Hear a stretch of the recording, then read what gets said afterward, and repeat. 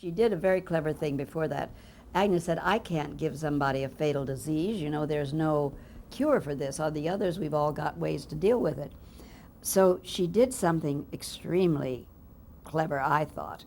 Um, One of the characters on the show, who was a grown woman with a grown daughter, who had a child of her own, she was, you know, a woman of a certain age, but still very young and beautiful.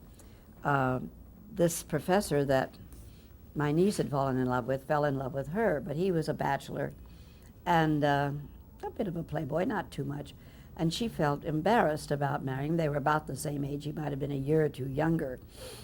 But she felt she couldn't do that because of her daughter and that she was a grandmother. But he had been begging her to marry him, and she kept saying no. Finally, she had married somebody, and that had turned out very badly. So one day, after this had not been a discussion, she said, remember when you wanted to take me camping? He said, yes. She said, well, I'm ready to go. He said, when? She said, right now. She just wanted to get out and into a hole, out of doors and away from all the problems and everything. And here, this is his chance of what he's wanted for years, and it's being presented to him, and he has to say no, because that same day, he's gotten a call from somebody. He had gone into New York and was writing jingles for advertising, and he'd gotten involved with some people who were shooting up, and he had to be informed that one of the persons that he'd shoot up with had died of AIDS. So that meant that he could be infected. Didn't mean he was, but he could be, and he had to turn her down, this thing that he wanted more in his life than anything. And because he was stupid and made a foolish mistake, he was having to pay for it now.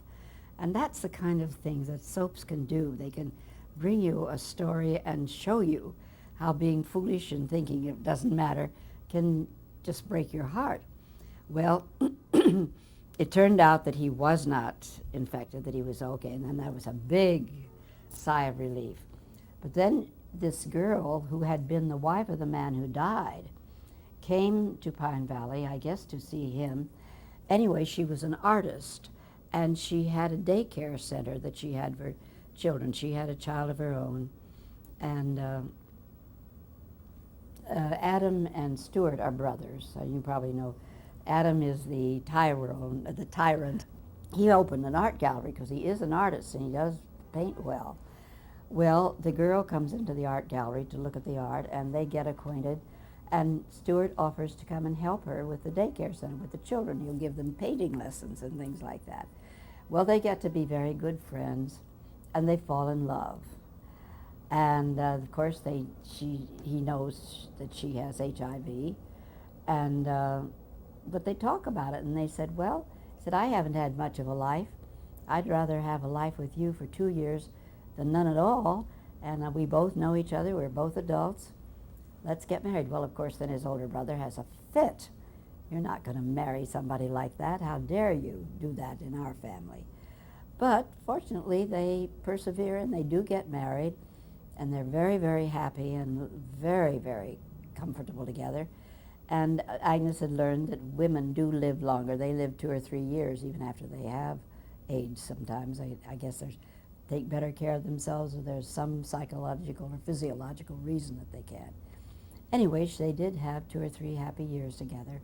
Then, of course, she did become ill, and it was terribly sad and heartbreaking. But by this time, they knew these people, and they knew that they had had some life together, and that's what you have to think about, the life that you can have, not about the life that you can't have. So that was a big breakthrough for us.